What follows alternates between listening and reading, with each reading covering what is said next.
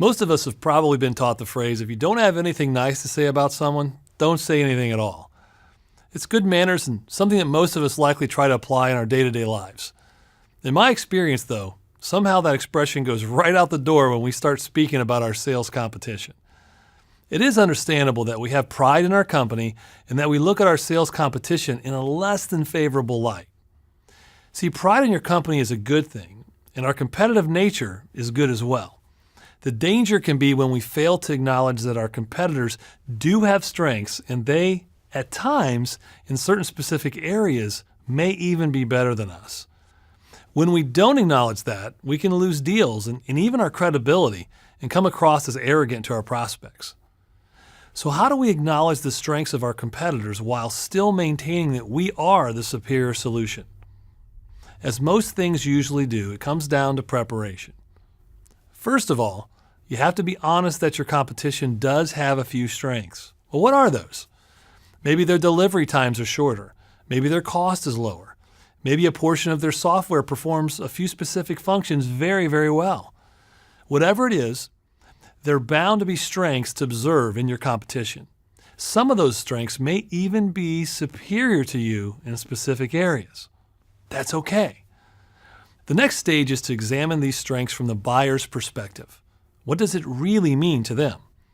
For some buyers, it may not be all that important.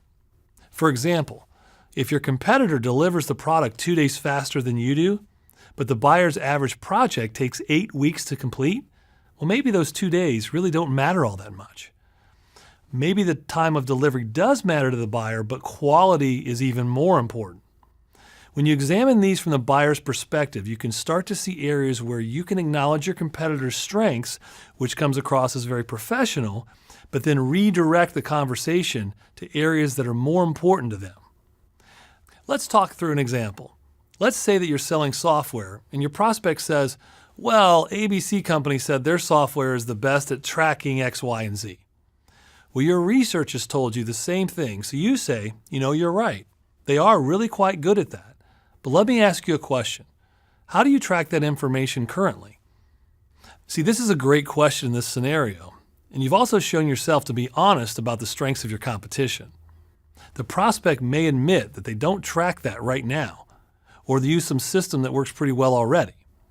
This is likely to happen because if your competitor is that good at a niche solution, it's likely because people don't currently have a solution to accomplish that niche problem and your competitor decided to try and fill that gap. You can likely then redirect the conversation back to the points that your prospect had told you were very important before, things that you're superior at, and move the sales conversation forward. This keeps you from getting into the bash the competition conversation, which makes you look very unprofessional.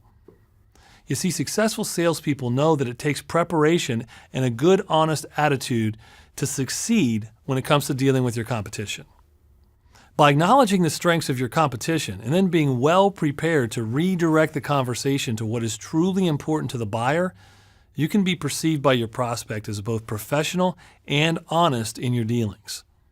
This is a much more attractive quality than one simple feature or benefit.